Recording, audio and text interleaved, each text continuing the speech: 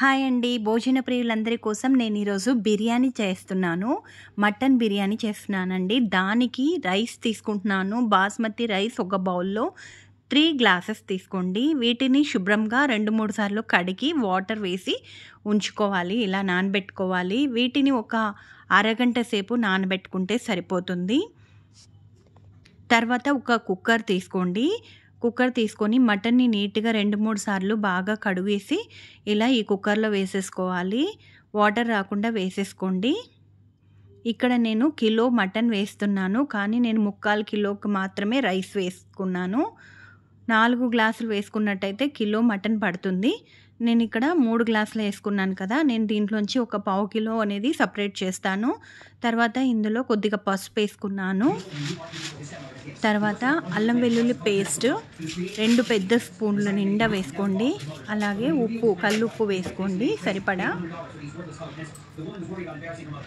అలాగే కొద్దిగా ఆయిల్ వేసుకోండి.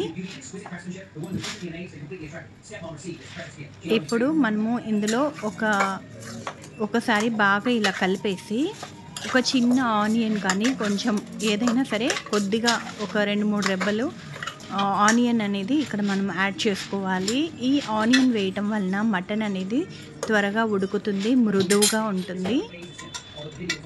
ఇప్పుడు మనము దీనిని మూత పెట్టేసుకోవాలి. పెట్టుకొని మీడియం ఫ్లేమ్లో 2 విజిల్స్ పెట్టేసుకోవాలండి. 2 విజిల్స్ సరిపోతుంది. ఎందుకంటే మనకి మళ్ళీ బిర్యానీలో మనకి ఉడుకుతుంది కదా, అందుకోసం 2 విజిల్స్ పెట్టేయండి మీడియం ఫ్లేమ్లో. ఇలా పెట్టుకున్న తర్వాత నేను ఇందులోకి స్టార్ మొగ్గ, అనాస, చెక్క, లవంగము, ఇలాచీలు, షాజీరా, ఇంకా జాజికాయ, మరాఠీ మొగ్గ, బిర్యానీ ఆకు ఇవన్నీ కూడా వేసి నానబెట్టేసుకున్నాను. మంచినీళ్ళలో నానబెట్టుకోండి. ఇప్పుడు ఇది నెయ్యి 3 స్పూన్ల దాకా తీసుకున్నాను. అల్లము, పచ్చి కొబ్బరి 1 కప్పు, టమాటాలు, ఆనియన్, పచ్చిమిర్చి, కొత్తిమీర, పుదీనా, అలాగే గరం మసాలా, అలాగే 1 స్పూన్ కారం సరిపోతుంది మిర్చి వేస్తున్నా కాబట్టి. అలాగే ధనియాల పొడి కూడా 1 స్పూన్ తీసుకోండి. ఇలా సన్నగా కట్ చేసేసుకోవాలి పొడవుగా ఆనియన్స్, పచ్చిమిర్చి, టమాటో. అలాగే ఇప్పుడు మనము మటన్ తీసుకొని ఇలా ఉడికిందో లేదో చూసుకోండి. ఇలా ఒక గిన్నె అయితే పెట్టేసుకోండి. వెడల్పు గిన్నె పెట్టుకోండి. ఎప్పుడైనా వెడల్పు గిన్నెలోనే బిర్యానీ చేసుకుంటే బాగా వస్తుంది పొడి పొడిగా.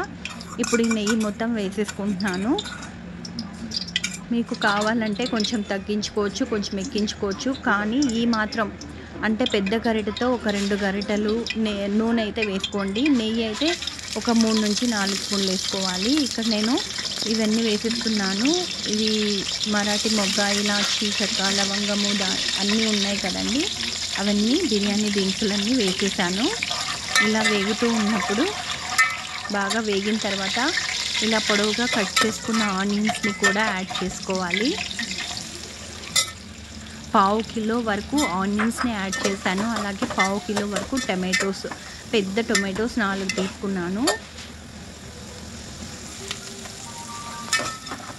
ఇలా ఆనియన్ బాగా వేపుకోవాలి. బాగా రెడ్ కలర్లో వచ్చేసేయాలి. అప్పుడే మనకి ఆనియన్ వేగినట్టు లెక్క.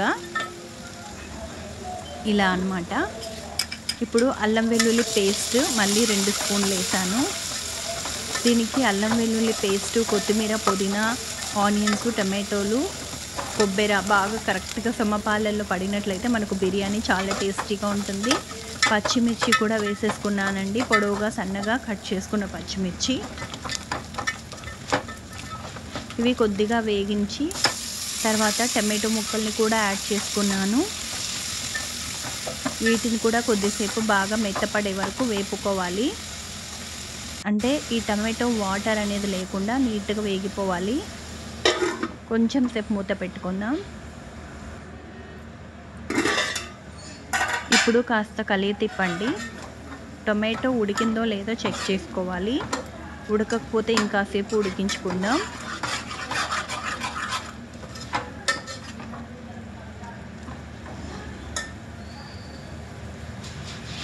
ఇప్పుడు పచ్చి కొబ్బరి అండి. నేను కొబ్బరికాయ ఉంటుంది కదా, దాంట్లో హాఫ్ కొబ్బరికాయ ఉంటుంది కదా, హాఫ్ ఉంటుంది కదా, అదంతా మొత్తం ఇలా మెత్తగా పేస్ట్ చేసుకొని వేసుకున్నాను. దీనిని కూడా బాగా వేపుకోవాలి. ఒక 2 నిమిషాల తర్వాత కొత్తిమీర కూడా వేసుకోవాలి. అలాగే సన్నగా కట్ చేసుకుని పుదీనాను కూడా వేసేసుకోవాలి.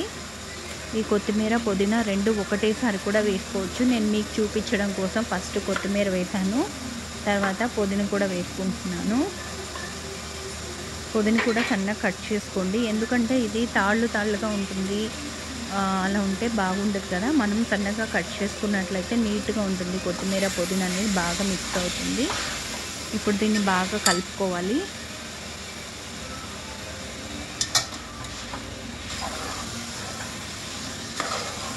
ఇలా పట్టుకొని కలుపుకోండి, ఎందుకంటే ఈ మసాలా అంతా మనకి ఈ బౌల్ అనేది డాన్స్ వేస్తుంటుంది, అందుకోసం పట్టుకొని కలుపుకోవాలి.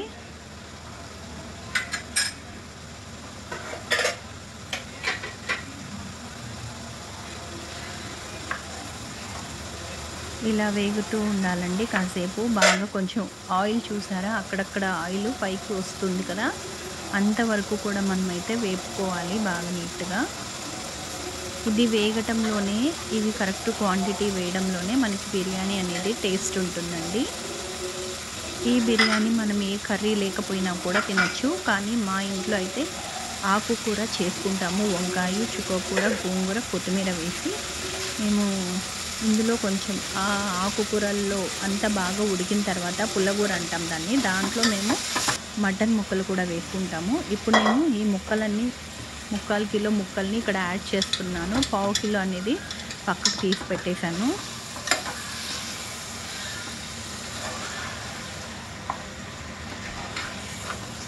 దీన్ని కూడా బాగా ఒక 5-6 నిమిషాలు బాగా వేగనివ్వండి. అప్పుడే మనకి అంత ఫ్లేవర్ అనేది ముక్కలకి పడుతుంది.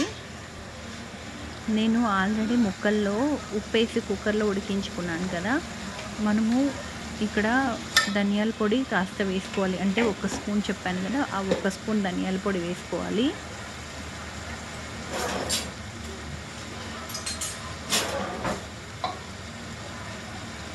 అలాగే గరం మసాలా అండి 1/2 స్పూన్ వేసుకోండి.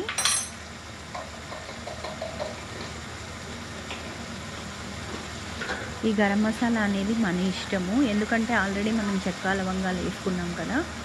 ఇప్పుడు కారం కూడా 1 స్పూన్ వేసుకోవాలి. వీటిని కూడా బాగా వేపుకోవాలి.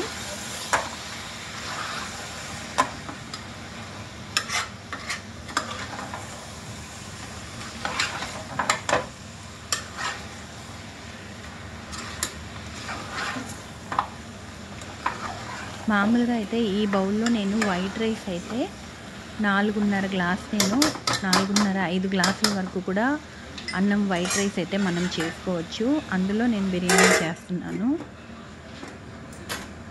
ఇప్పుడు కాసేపు మూత పెట్టి ఉంచండి. మూత తీసేసి మనము వాటర్ వేసుకోవాలి. ఈ వాటర్ అనేది మటన్ ఉడికిన నీళ్ళండి.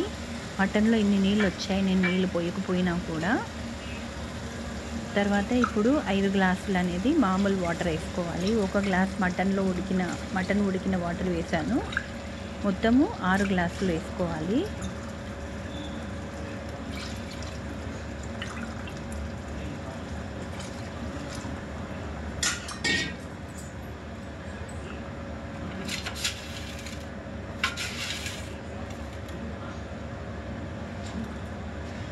ఇప్పుడు ఉప్పు వేస్తున్నాను. ఉప్పు చూసి వేసుకోండి జాగ్రత్తగా, ఎందుకంటే ముక్కలకు ఆల్రెడీ ఉంటుంది. ఈ వాటర్ కోసం మాత్రమే మనం ఉప్పు వేసుకోవాలి. ఈ వాటర్ ఉడికేటప్పుడు రైస్ వేసే ముందు కానీ రైస్ వేసాక కానీ ఒకసారి చెక్ చేసుకొని కావాలంటే మళ్ళీ వేసుకుందరు. ఇప్పుడు మూత పెట్టేసి ఉడకనివ్వండి, అంటే తెల్లాలి కదా, వాటర్ అనేవి కాగితే కదా మనం రైస్ వేసుకోవాలి.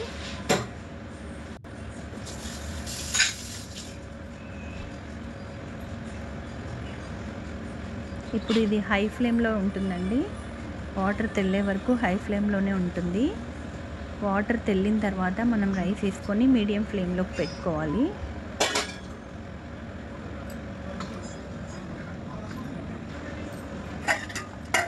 చూసారు కదా, వాటర్ అనేది తెల్లుతున్నాయి.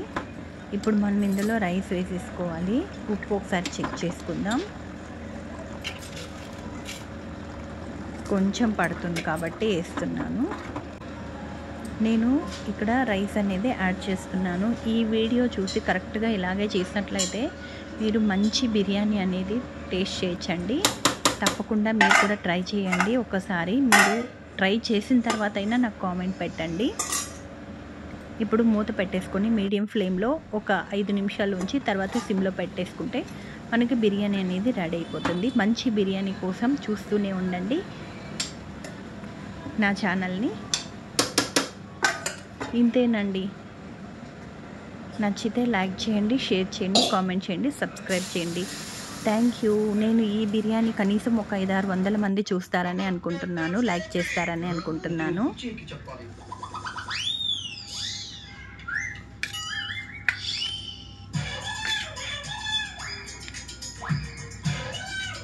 నేను ఇది ఆనియన్ పుల్లగూరతో సర్వ్ చేసుకుంటున్నాను. నేను దీంట్లోకి పుల్లగూర ఎలా చేయాలనో నెక్స్ట్ వీడియోలో అప్లోడ్ చేస్తానండి. Thank you.